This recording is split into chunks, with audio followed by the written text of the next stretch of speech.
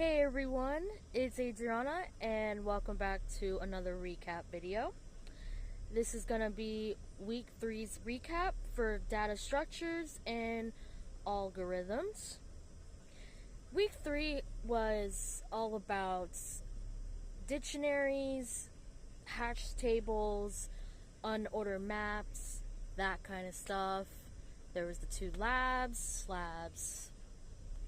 5 and 6, and then the 2 live lectures, and then for the videos, the recording videos in total for the dictionary side, there was 5 for dictionary and 11 for unordered map.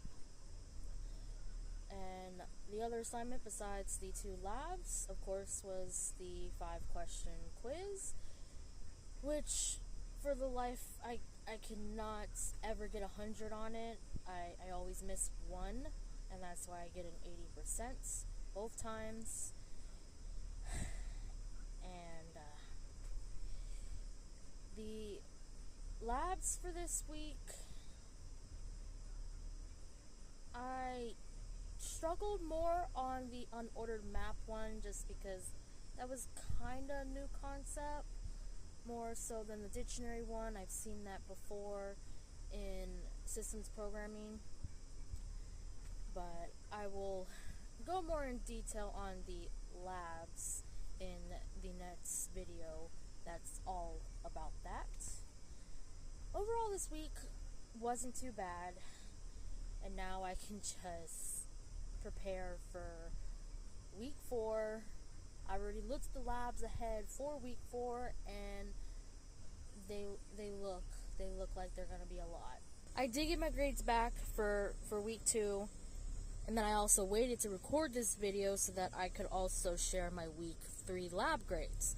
Week 2, for the D-list lab, I got a 95, and it was because he knocked off 5 points because there supposedly was a warning. I always check beforehand and make sure there is no yellow warnings because I know he'll dock 5 points, but I guess I must have missed this one. And but yeah, and then he likes that I do document my code in a lot of comments,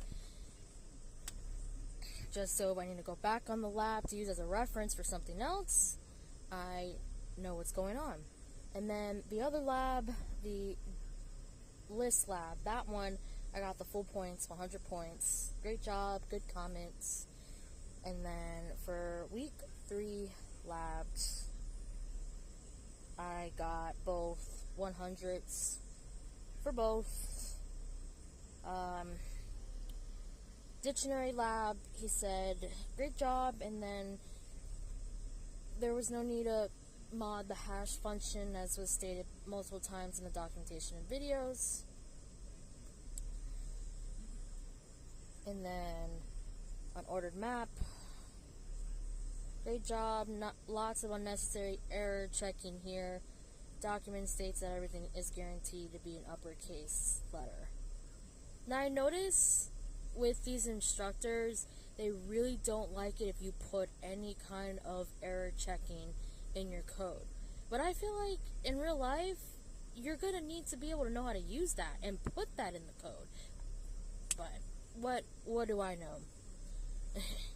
I just think they're being way too particular. And that will be it for week 3's recap, and I will see you guys in the lab 6 and 7 reflection video and in the final recap. Thanks for listening. Again, if you have any questions, I will answer them to the best of my ability. Thanks for tuning in, and see you next time.